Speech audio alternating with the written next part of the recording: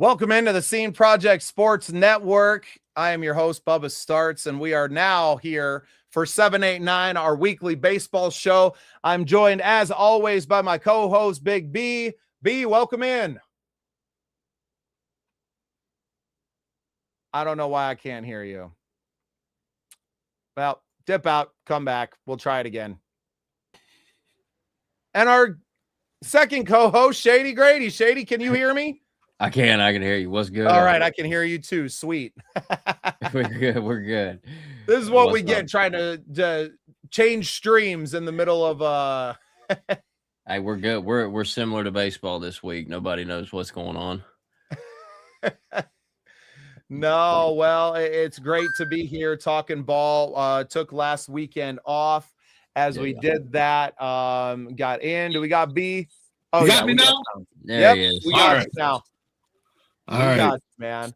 Appreciate you guys being here with us. Obviously, most of the world has been watching the Masters as we have all weekend. We just came off a stream with the Scratch Project, our new golf show, recapping Rory McIlroy's back-to-back championships at the Masters. But this show is all about baseball, and things are starting to heat up as we get into the middle of April now. It's crazy that we're already this far into the season. Yeah. Yep, 2 weeks in, it goes by fast because there's games every day, until the All-Star break when the whole league takes off. But, yeah, definitely looking at the standings right now, got some tight races, granted 2 weeks in, so not a lot to be said on that. Yeah. No, and we talked a little bit about, after that first weekend of the season, what can be done. Everybody was out on skis because of one poor performance. Aaron Judge doesn't know how to hit a ball because he had an 0 for 5 day. And I feel like as things go on here that we are you're starting to see positive trends and guys starting to come out of it a little bit. Michael Busch for my Cubbies came out of an 0 for 30 slump today with a big RBI single that ended up tying the game off a throwing error later in the play. So there's yes, you want to get off to a hot start early in the season, but is there are you sure? I'm never sure about anything, Angela, to be perfectly honest. So is there, do you want to get off to a hot start? Yeah, but nobody starts out the season 16-0, right? I think most teams, if you're sitting at double-digit wins right now, you're in that 10-6 or a little bit better. You're feeling okay. It's more about how does the team look, right? Even if you're not winning games, how is the pitching coming out looking? How are hitters swinging the bat? Are you able to manufacture runs? Playing some small ball maybe early on before the air gets hot and the ball starts jumping off these bats. Yeah. Now. Oh, go ahead, Grady. I was going to say, Big B, I'm looking at the standings right now. So 2 teams have 10 wins. The Dodgers and the Padres. Other than that, everybody else is floating around 9, 8, 7, 6. And then you got the White Sox. Well, and that's the thing is last year the White Sox, I think, had 2 wins by this time. They got 6, so they're 4 games better. But that National League West there with the Dodgers Padres, I mean that's going to be a battle all year between them two. They got 2 of the nicest rosters, pitching staffs all around. Well, they're keeping stats for Mason Miller based on strike. They're not even hitting the ball. I think 16 out of 21 batters have struck out this season. Yeah. So, I mean, my Twins are kind of surprised right now, 9-7. Just came off of a 4-game sweep of the Tigers. I think 2 out of 3 over the Blue Jays, which in fact, they're like 26 games in Toronto where they've hit a home run straight. So that's impressive for them. Twins need to move across the border. Well, some people say Minnesota is in Canada, so I mean, just make it official, I guess. But what's crazy is that yes, and obviously Minnesota shares a border with Canada. But in Minneapolis, you are still like 6 hours away from there. Yeah. Yeah. We're still 6 hours, but just look at the Yankees are doing Yankee things. They're at 8-7, Tampa at 8-7, Baltimore at 8-7. Baltimore's been battling some early injuries, and Bubba, you talked about trying to get off to that fast start. Some teams I think have to just kind of play it day by day and just get the kinks worked out and stuff like that. And then I think June, July is when they want to get hot and stay consistent. And that's one thing with baseball. Early on, you just want to be consistent. Sunday Night Baseball happening right now on NBC. What? Wow, really? Yeah, this is wild. I feel like NBC Peacock. Maybe they didn't get their Masters pick, so they're like, baseball it is. Well, the thing is you got money thrown out there, you can get a game on the network or something. Yeah. Well, you know what? As attention becomes more and more divided, and if the Twins have another stinker of a year like they did last year, we might be their only option. So keep growing. That's the plan. No, I'm just kidding. Shout out to all of our Braves personnel and front office people that have been following the show now. We're just joking, but we're also very serious about covering this team and continuing to shine a positive light on your organization. So shout out to the Twins. We love you guys. We love ball. So yeah, I guess I'm looking at Shady's Braves here are up 3-0 early on Sunday Night Baseball. Speaking of Shady's Braves, the other night had a little scuffle. The funny thing is I turned it on and I think it was the Braves. You're right. Yeah, you're right. Yeah, I turned it on right as that was happening, so I didn't see exactly what happened. So Shady, what caused that? So Jorge Soler bombs away.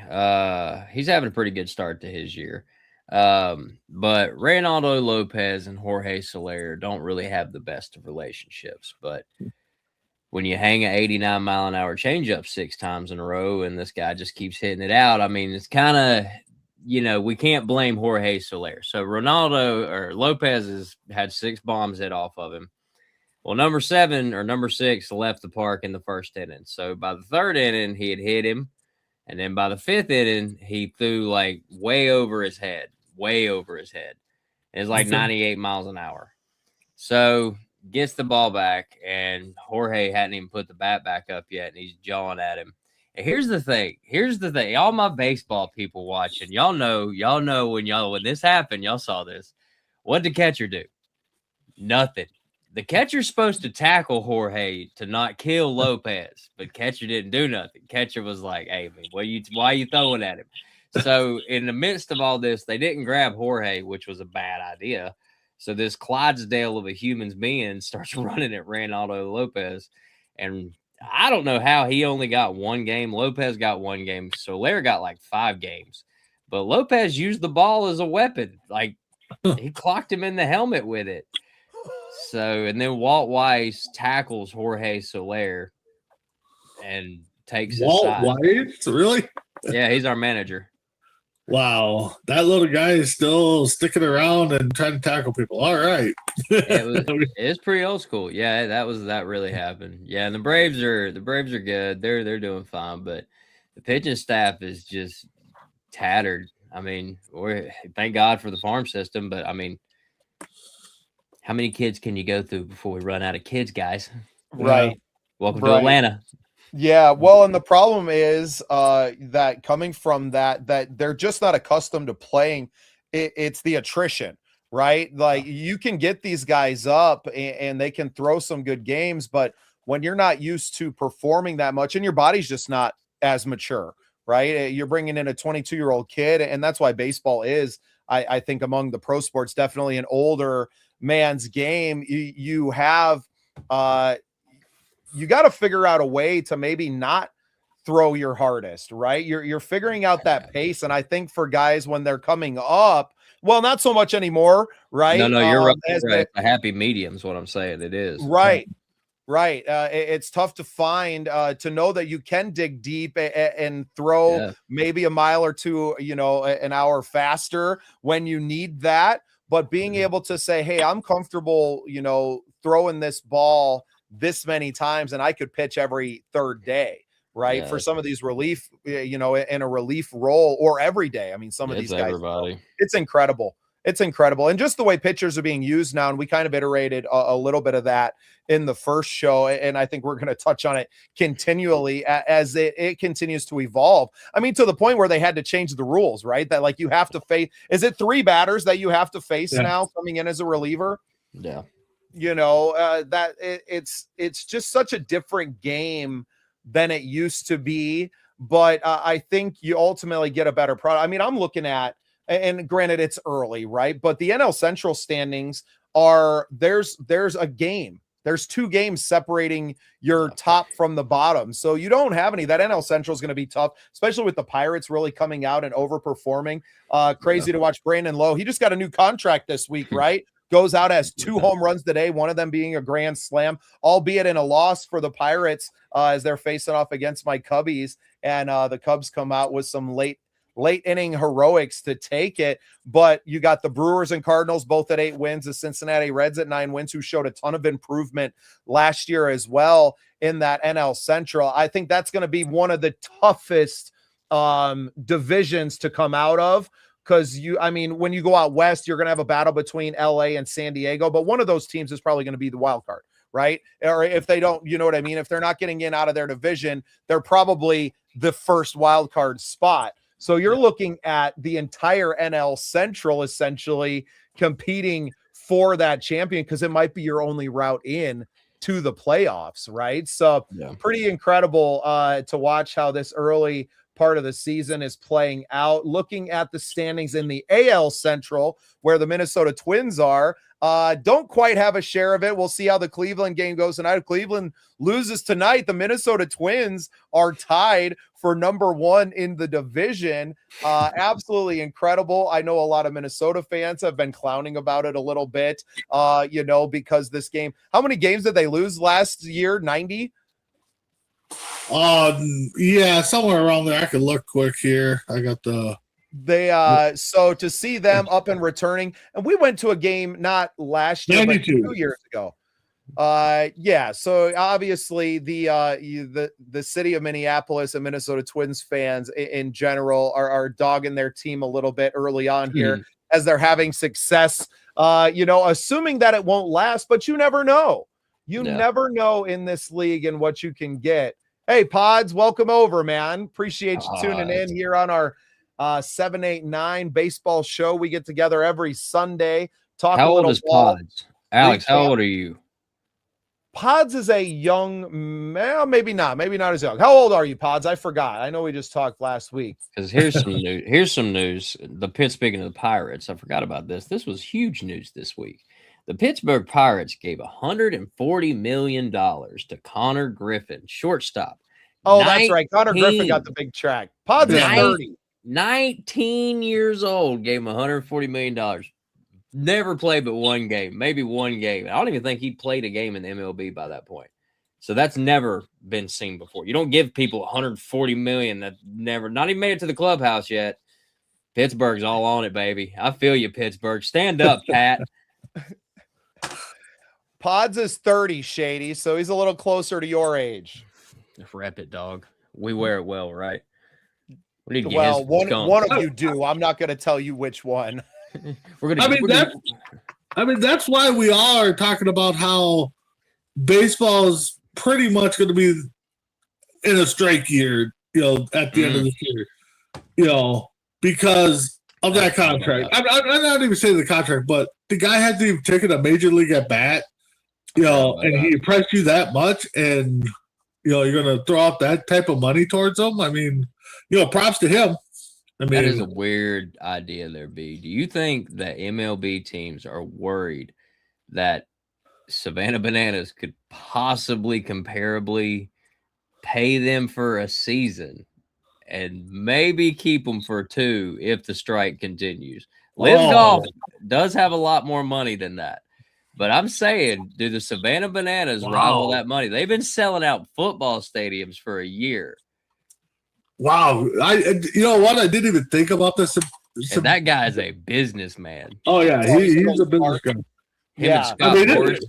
Yeah, if you guys haven't gone to a game yet, try to go. I went last year. It wasn't the banana, or it was the other two teams, not the Bananas, but it was a fun time. The Saints Stadium was packed. People standing room only. I got my lottery ticket in for this year when the Bananas come in, but when I was on Tour B, they played at the Superdome. If I would have planned things and I would have known better, I probably would have been at that game. The guy that we ended up doing the awards show with was actually there. If I would have had things planned like this much better, I would have been at the Superdome watching the Savannah Bananas. But yeah, you talk about a guy that understands what fans want. And you don't have, because the game has changed, and because you had a couple of strikes in MLB already that have hurt the product. That last one was about serious. Almost killed the league, right? Yeah. And I also think it did kill the league. He would have gave that Pirates money to Skeens personally. I think Skeens is getting he's getting a truck too. So yeah. Well, that's the thing, is everybody, if they don't sign Skeens, everybody's already talking. Where's he going to go? Dodgers, Yankees, Baltimore, Braves, somewhere around there, And that's one thing, and I know this is a business, but back in the old days, man, everybody stayed where they're at. There was hardly any movement, unless you got traded or, stuff like that. There's no commitment on both sides of the field, I guess, with the players and the ownership, Yeah, I kind of agree. I don't know. It's tough, man. I mean, the game evolved so much. And it's an old game. But that would be something that Savannah Bananas took big advantage of the strike if it happens to get their league going. That's an interesting. Well, and I've referenced it a couple of times, but what people want is that a freaking game off of Futurama. They want everyone jacked up. They want to see the big hits and the crazy trick plays. Power up. That's what makes it exciting. But the weigh-in before the first pitch. I mean, I know they did every once in a while, and I don't know if it's at every game, but they have a baby of the day game. They bring it out and they hold it up like Simba, and stuff like that. But honestly, it was a fun game to go to.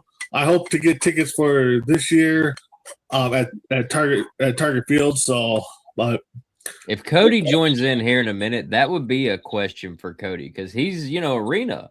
That's not necessarily NFL, but super successful in our environment. But we don't have an alternative, because Pods was right. The only competitive alternative would be Mexico, Dominican, or Korea, Japan. But yeah, that's a pretty the Bananas good. They could. And if baseball does go on strike, what's the next closest thing would be, okay, now we're going to go watch a bunch of town ball players, just to get our baseball fix. I mean, Cannon Falls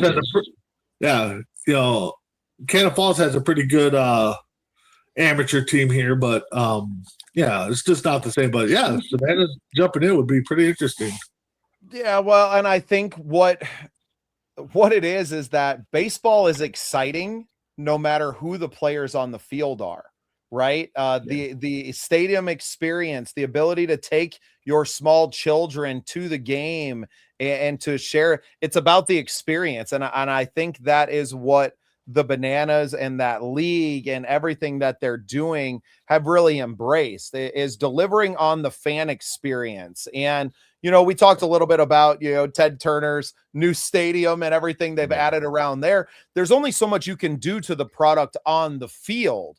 And I feel like some of the changes that they've made, and now with replay and ABS and everything in there, that while you're trying to make the game more competitive, you're taking a lot away from the fan experience, right? And you are creating something that is a little untenable because you have competition coming out now, and your competition are these smaller teams, right? The teams that we're interested in covering, whether it's the St. Paul Saints or anything. It's easy to go get your fix, and it's a lot easier to, when the game is 19-3 in the fifth, to say, I only spent $15 on these tickets.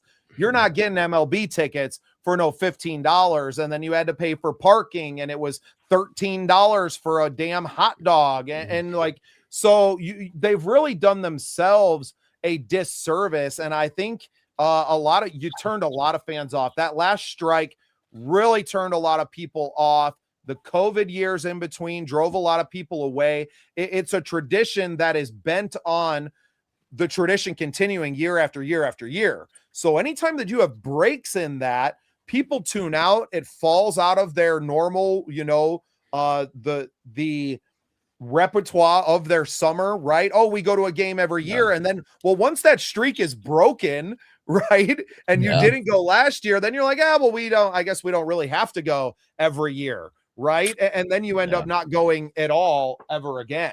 And it just being an older sport. So, and it's sad for the baseball fan that I am to see the league suffering, but also there's not a lot of sympathy because they've done it to themselves. So,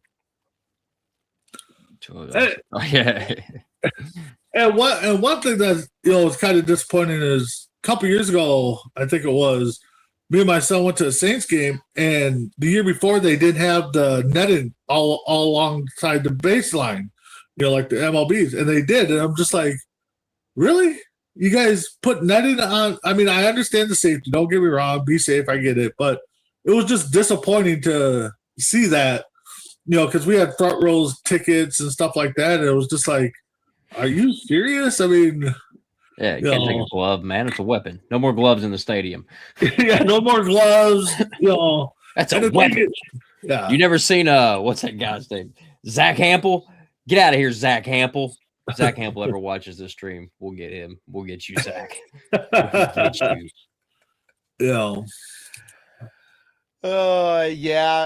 Obviously the MLB has its own problems, and it's part of it is the 162 game season and trying to pay costs on a stadium for 81 home games a piece.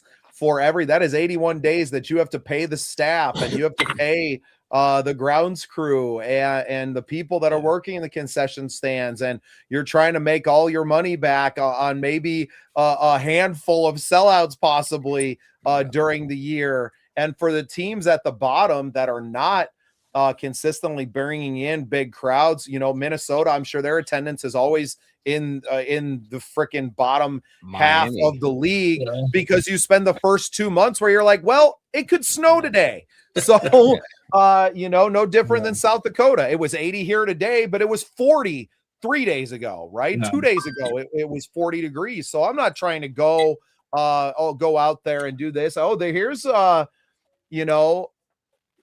think it would help, Alex. I honestly, and shout out to Pods tuning in with us.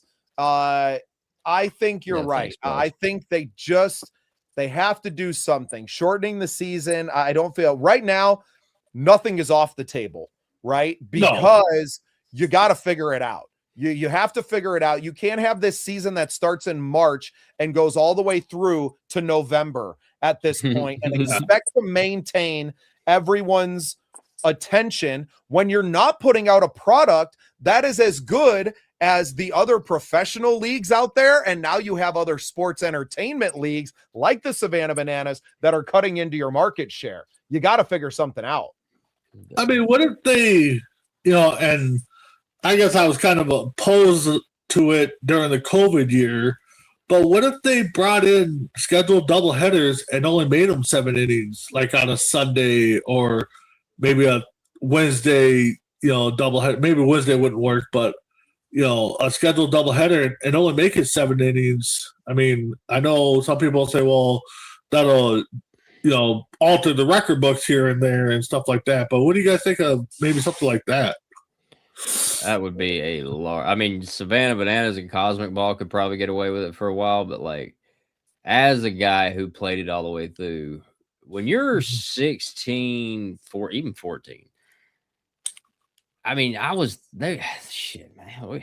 It was 2005, guys. We didn't have a whole lot of regulations. So coach was letting Grady throw 150 pitches. It was not unheard of for the 14-year-old. They called me rubber arm. It's not normal. That's like the words that adults use. Hey, he's got a rubber arm when abuse is happening. That's what's going on. But I don't know. It's hard to say because I always wanted to go 9 innings just to see how it would turn out. And then once you do get to go 9 innings, it is different. I would agree with shortening it down, but I mean, all of that it goes down to league and stuff like that. I don't know about necessarily that much shorter, maybe 120 games, but then you come to the question, do you go 7-7-7 in the playoffs? Because they do the long form playoffs too. Yeah. But really, the thing I think it is it's the time, how long baseball takes. People cannot keep attention that long anymore because it's not fun. Between TikTok, social media, and everything, it's instant gratification. So baseball's out on that one. You're not going to get the romance unless you're really like into it. But I think if you would add to the pitching staff. I mean, you got plenty of rookies. If you want to move them up and down, you can.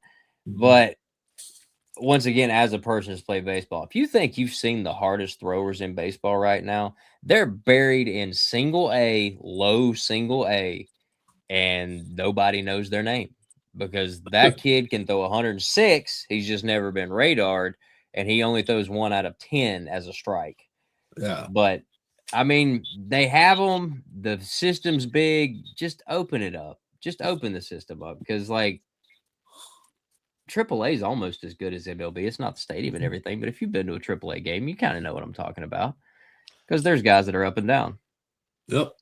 Well, and I think that the talent level across the team, and it's not as high, right? You're seeing some guys that are that talented, but Podge chimed in here. I played baseball from the time I was 7 till I was 15. Doubleheaders suck for everyone because it sounds shorter, but it's not. Hell no, it's a long day. All I played was doubleheaders all summer in Legion ball. Our coach was real good and got us playing. And we played like post 22 in American Legion ball, especially out here, is like one of the tops. They've won a ton of national championships. They're in Rapid City, South Dakota.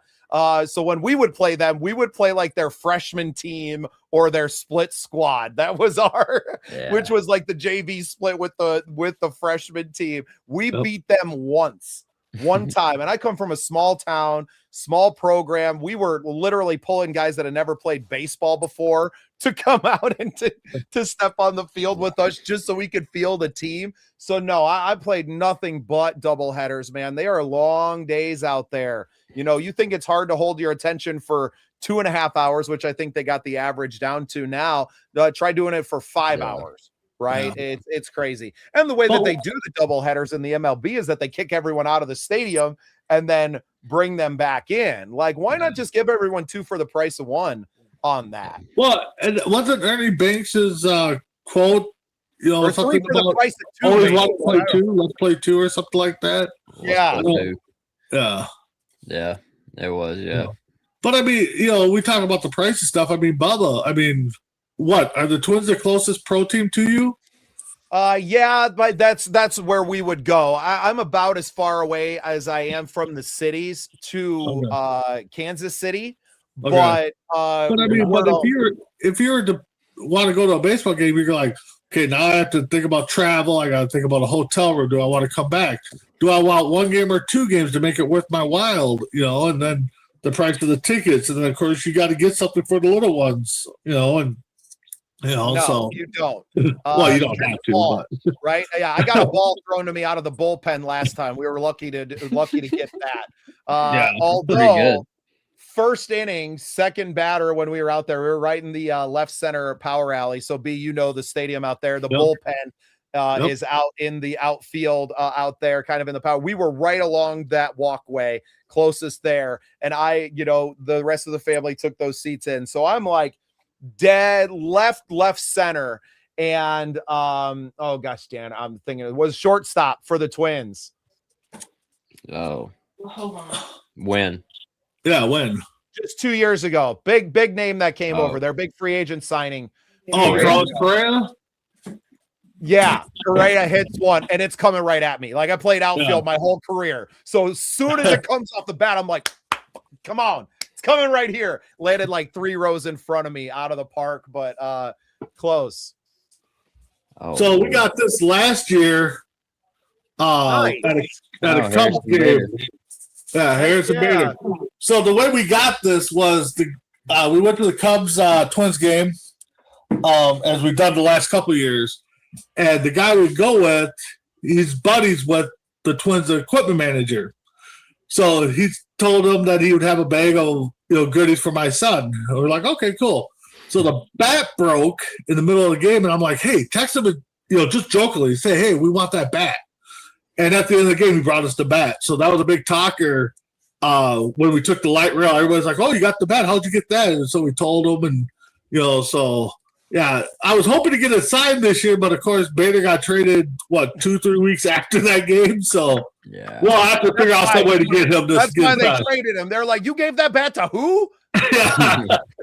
Here's your ticket out of here. Yeah.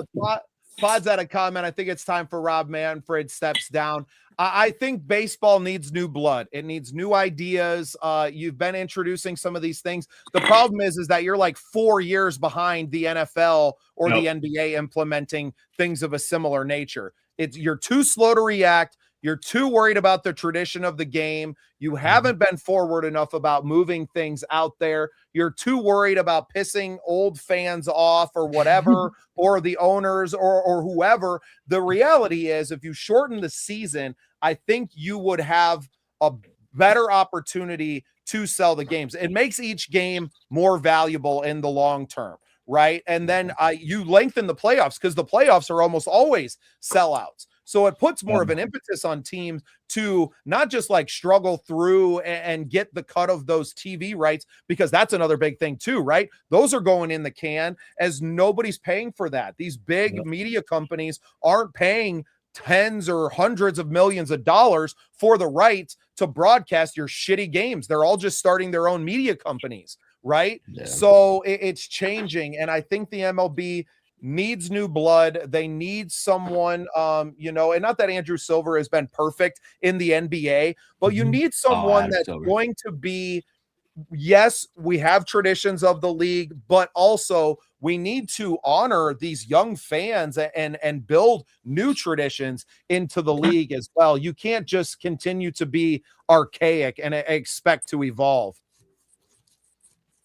Exactly, Pods. Exactly what I was alluding to. Even if you short it from the 162 to 120, right? And you take out these 20 games in late March, early April, and you kick the season off next weekend after the Masters, right? Like, that's the move, is to wait till all of this other crap has gone on. You hit the MLB opening weekend and then the NFL draft, right? And you have your weekend. Right now, I just don't feel like opening weekend of baseball is really anything, right? Unless you are just a hardcore fan of a team, that it doesn't have the national, like, outside of the super fan market that like the Masters does. None of us are watching. We barely know who's on the golf course week to week right now, right? But we are all tuning into the Masters. Besides baseball's playoffs, and even I would say just like the World Series, what else are you turning into that has consequence, right? And I think a lot of that is the bloated scheduling, right? 162 games is just a lot to invest in. Like, I'm a pretty big Cubs fan, I feel like, and even me, I'm like, talk to me in July. Yep, that's where I'm at with you. I love baseball. Opening day, no matter what it is, watch that first game on TV, watch your first, home team, and then it's just like, okay, come back to me in June or July, and after the All-Star break or around the All-Star break, and I'll see where you're at, and stuff like that. So that's how I always felt is, get me to the All-Star game, and then let the season kick off. So. Yeah, we're going to save this conversation for our NBA show that's going to be kicking off next year, next NBA season. I think we'll start at the beginning of the year and do this, but we are going to touch on this a lot. Not so sure about the NBA. I don't tune in enough, right? Like I grew up in Chicago in the 90s. We turned like our house when the starting lineup started for the Bulls, every light in the house went out. Like it had to be there. And I haven't really like sat down and watched an entire NBA game. And I can't even tell how, even when I went up to the Bulls and Timberwolves 2 years ago, I don't know that I was really like super glued in. The one thing with the NBA, you know, like you said, we'll talk about it on the NBA show when it comes up, is you just never know who's going to be playing because they got the load management that they do, and you know, so you know, like you know, Bubba, you went to the Bulls game. You know, what if Jordan wouldn't have? You know, I know way past your time, or way past Jordan's time, but that star player didn't play, and that's who you wanted to go see, and you know, and you're still paying, you know, the $50 to go see that guy, and he didn't make the trip. You bought your tickets when the season started because you circled it like that's the one game I'm going to. Yep. Yeah, and then LeBron doesn't step on the freaking court because he's got old ass knees now and he's only going to play 60 games. You know, it's not fair to the fans, and Pod kind of alludes to that. Load management has killed the NBA. Hold on, wait a minute. I got to pause. Like y'all just described the entire reason me and my ex in college broke up. Were y'all at the game? I had season tickets. I had season tickets to the Hornets, and they were playing the Heat in 2013. And that's Bosh, James, Wade, Kemba Walker, Cody Zeller, Al Jefferson. I'm like, this is going to be a game. I circled it. I told old girl we ain't going nowhere. It's her, like my birthday, everybody's birthday. Nope, don't worry about it. Gone. Every one of them sat. Every person I named sat the bench. And she got mad, and we broke up because like you're Pat Riley. Like you sat him. You're like, yeah, I called him and told him, you know what, guys? No, you wanted to go see LeBron more than me. Duh. I see you 365 days a year. I want to see LeBron live once. Come on now. You're going to college to be a brain surgeon. That's LeBron James. Like that's the only time. That's why you all broke up. Yeah, it's not a good argument, apparently. Sport management major, lady. Get out of here. That's the degree you get if you want to be a used car salesman. Oh wait, you sell new ones. That's not fair. I didn't. I've sold them all, but yeah, I mean, maybe. Oh, but yeah. Oh my goodness. B, so am I the only one that any votes highlights for of the week from the Twins besides being in a possible share of first place in the AL Central right now? Honestly, you know, I'm just impressed with their app, but I got to keep my eyes on. I want to pull up the pitcher's name. What's his full name here? Let's get it. Tad Bradley.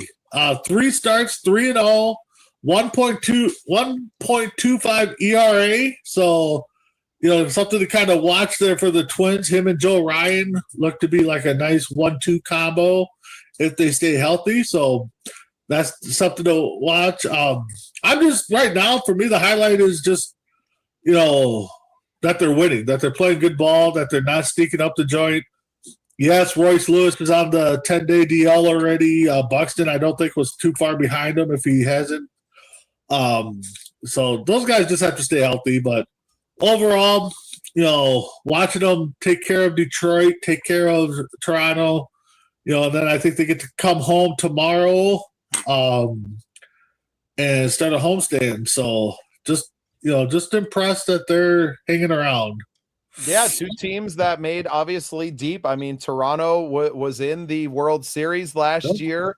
A pretty incredible run for a young team up in Toronto. But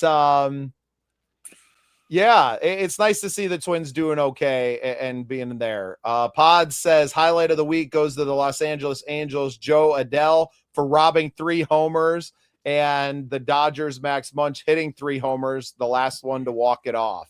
So Yeah, obviously he's following our West Coast teams. Pods, you may be a valuable asset to this show as well. I'm going to be sending you a link next week.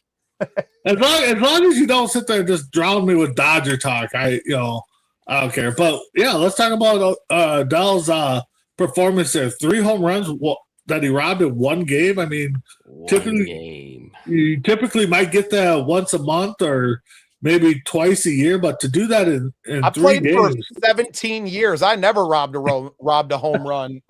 Nah, I never got close either. But I mean, just to think of the career highlight and with me collecting cards, I kind of hope they make a card where they show him robbing all 3 home runs somehow. Oh, that's in the making, yeah. They gotta have it. I mean, what did he fall into the stands? Yeah, for the third one. Yeah, so the last one, yeah. Yeah. The most last year was 5. Most robs all last year was 5 by Fernando Tatis. Okay. Joe Adele had 3 in one day. That's crazy. It's almost I mean, the athletic ability to be able to do it is insane. The fact that you had an opportunity to rob 3 of them, right? Like that to me is such a statistically low number to have ones that barely clear that are going less than 4 feet over the fence, right? I mean, the guy probably jumped. Guys got like a 36-inch vertical. Yeah, he might save basketball. It was a high wall. No, it's a high wall. But I think on the first one, he like noticed the wind was blowing in, and he was like, "Oh, this could be a day." And it was just like ball after ball after ball was hit to him, and it was like, "Well, it's gonna die." So I'm just gonna play deep. But no, that was impressive. And then something I want to bring up, I brought in the chat. I think it was a couple days ago where they had 2 challenges on the same play. Let's see that. Oh yeah, if you go into the chat, let me bring it up because I want to remember the teams.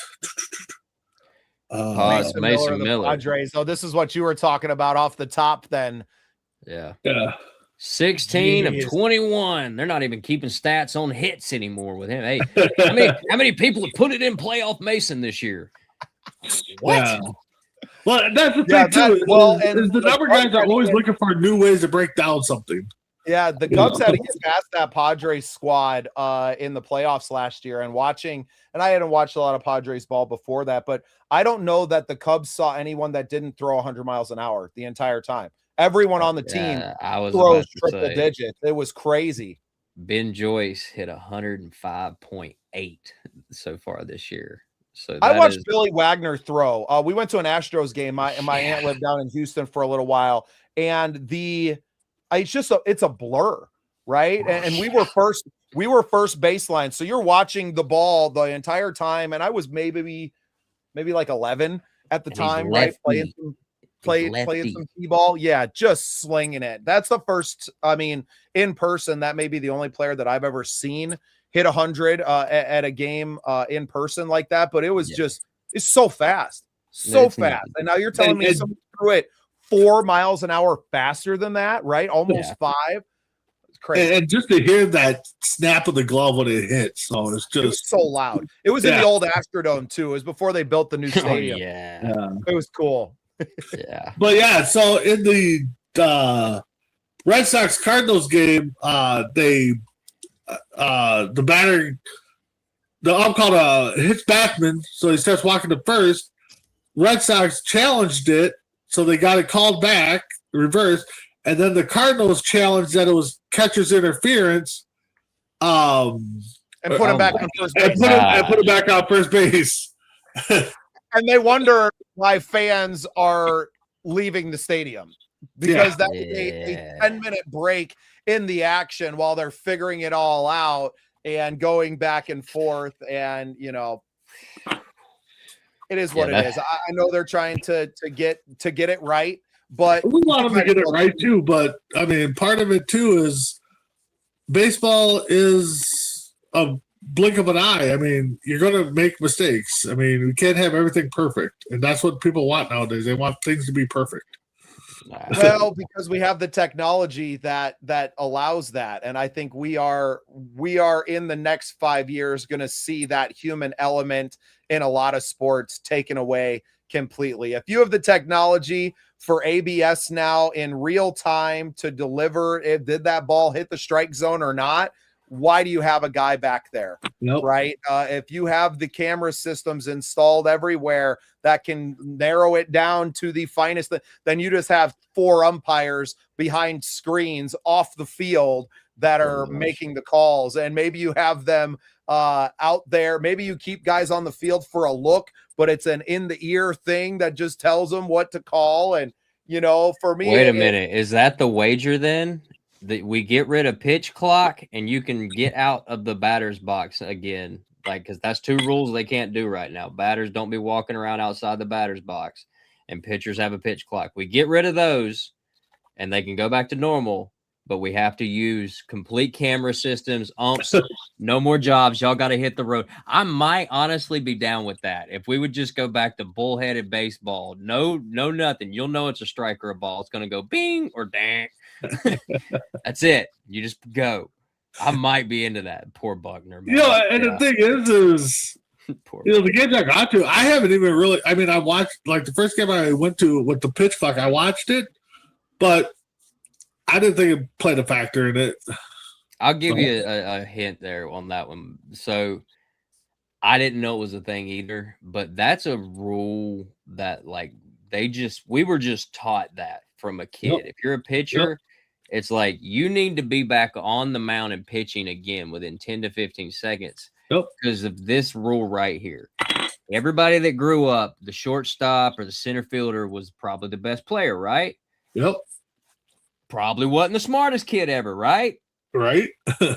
Got to keep him engaged. If you're not pitching that ball every 15 seconds, he could be kicking the dirt. He could be doing this. I'm dead serious. We all got that talk. It's like, you got to keep him engaged. All right, so we're going to keep it rolling. I don't care. We'll throw to the back. He looks like he's taking a nap. Whip the ball at him real quick. Exactly. Yeah. Not playing. But I think I'm dead serious. 15 seconds was like a golden rule. You just got to keep going. Nope. I think it's moving that direction, which is a shame because of those iconic moments of, the manager storming out and kicking dirt on the umpire and the bench clearing brawls and everything that it doesn't, because when you take that human element, there's no one to argue with.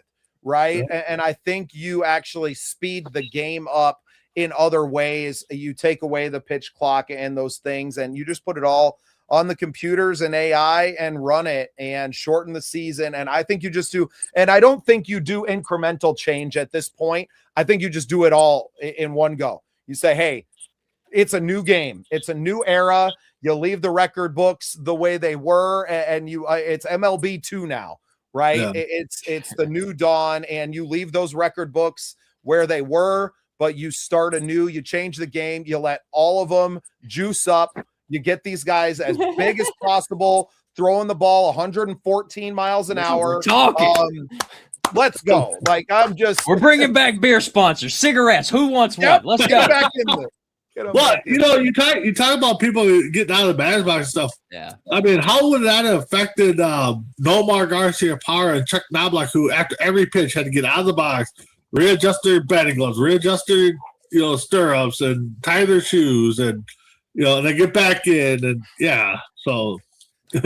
Nomar. I forgot about that till you said it. I remember that as a kid now, just flipping the glove and people. Former Cub, Nomar Garciaparra. Former Cub. Come on. He played, 1 year there? Come on. I mean, I know you're right. He's a former Cub, but come on. Bro, there was the argument at one time. It was like a Kobe AI argument of Jeter Garciaparra. Who you got? Because a lot of people picked Nomar. Yeah, that is a good call. Yeah, man. Yeah. They Yeah, sure people did. like Everybody, no more. man, you loved it. Those were the days, right? Mhm. The Red Sox, Yankees, late 90s, early Die hard. 2000 rivalries, man. Those were epic. Bernie Williams, Johnny Damon, Those Well, teams were incredible, they right? had the big brawl there too. Didn't Pedro throw down Don Z. Don Zimmerman, yeah, or kind of sidestepped him maybe? Down goes Donnie, baby. What are Yeah, you doing running at Pedro, bro? You crazy? That's at your age, man. Hey, Don. Oh, yeah, and that would be the shame, I think, of pulling the thing. It's where we're going, right? You don't introduce the ABS and all the replay and stuff if it's not trending in that direction. It is what it is. The NFL, I think, is going to continue. I think they're getting closer and closer to it. You saw it with the expedited replay this year and the chip in the ball now, right? And on the field, and just you got to get it right, because it tarnishes the record books because of it, right? And not to say that you're not going to have human error. Leave the human error for the guys on the field, the guys who are getting paid millions, and especially in the NFL where you don't even have full-time officials. These guys are all like selling insurance all year long, and then, oh, well, I get a pretty cool job on Sundays in the fall. Yeah. And I think they're actually possibly bringing back replacement officials this year.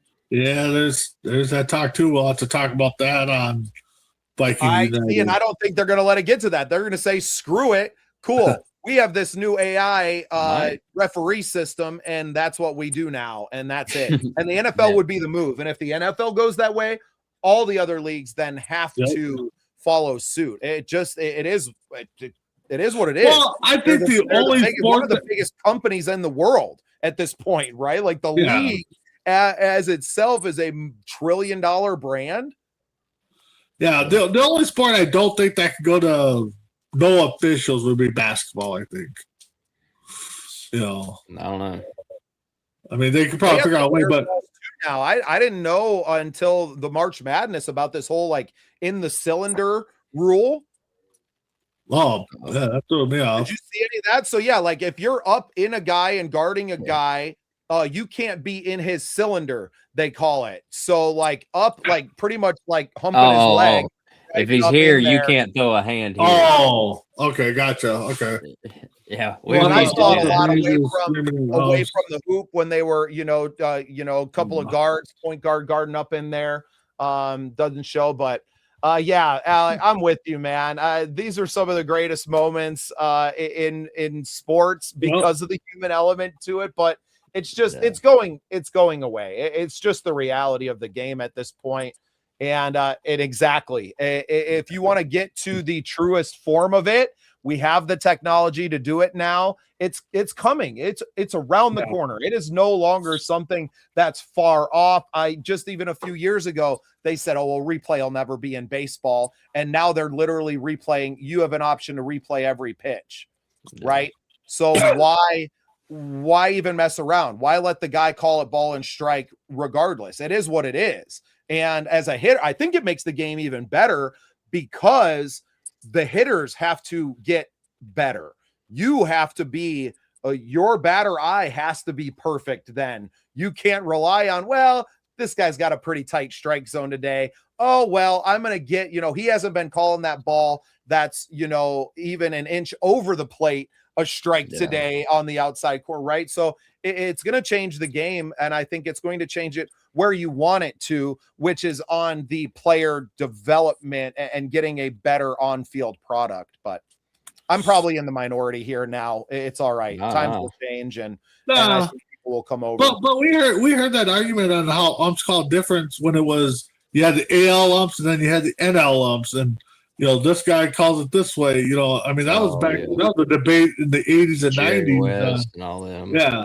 Back in your day. So there's my son back there mocking me. So yeah. Well, guys, we've been on for just about an hour now. Appreciate you guys jumping in with me. Pods, obviously appreciate you coming in, talking some ball, joining us over from the Scratch Project as well. I don't know how many times we'll do that during the year. Well, at least 3 more times as we cover the rest of the major tournaments anyway. But we get together here every Sunday at 7 p.m., talk a little bit of baseball, covering mostly our favorite teams, mine being the Cubs in the NL Central. Big B has the Twins up in Minnesota. Shady brings us a little bit of that NL East with the Braves. And Pods, who's going to join us next week as our newest co-host out there on the West Coast covering it. So we kind of got all the different areas of the country covered. With that, then we got plenty of stuff to talk about in the league. If you love ball, if you love talking baseball and covering a range of topics, and you want to be involved in the conversation, come and join us every Sunday at 7 p.m. Shady, any parting shots this Sunday? Hey, big shout out to Rory. Congrats on the win. Cal Raleigh, got to turn it around. Big dumper. Let's go, buddy. Ooh, KC Royals fan here. Okay. Dodgers and Royals. Okay, so you obviously like the color blue. So yeah. Hey, we got you, buddy. We got you. B, anything before we let him get out of here? No, I mean, I'm always excited. I mean, yeah, hopefully Cal Raleigh can get back to form and earn that MVP that he got robbed with last year. Hopefully the Twins stay hot or consistent. Lukewarm. A couple weeks. Yeah. And in a couple weeks, in a couple weeks, I'll actually be going to the Twins versus Seattle game here. So I may have to hit Shady up to tell Cal Raleigh I need an auto. So yeah, get an intro. You got that rookie card, B? I don't know if I have a rookie card, but I do have a couple of Cal Raleigh cards. A buddy of mine, he's a big Seattle fan, so he wants to go. He's the one that wants to try to get that auto. So, but with that being said, we'll definitely see you all next week. Yep, can't wait, guys. Tune in with us next week, 7 p.m. Central, and we will see you for 789. Till then, make sure you subscribe to the channel, and we will see you next Sunday. Peace. Hey guys, I just wanted to pop in and tell you about a great new company that we just started working with. Skunked Golf Company out of North Dakota sent us some awesome gear. Man, they got some great stuff, y'all. We got some awesome hats. They sent us some great polo and collared shirts, some t-shirts, skirts for the ladies too, and some sweet visors. Go check them out. Skunked Golf online.